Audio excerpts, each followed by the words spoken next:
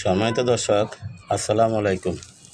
আমরা এই যে পাকা পুঁইশাকের বিচিগুলা ভাই, আমি দেখেন কিভাবে টোকাই টোকাই নিয়ে একদিকে রোপণ করতেছি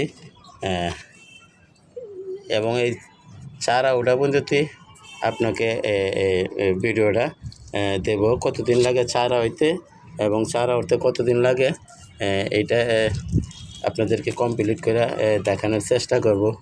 কারণ অনেকে পুঁইশাকের বিচির কীভাবে রোপণ করবে এই ধরনের ভিডিও চায়।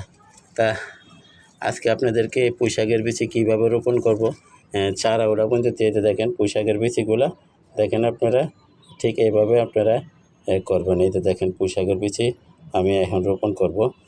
আসেন আমরা যদি একটু দেখি, এই যে এই টবটা একবারে খালি।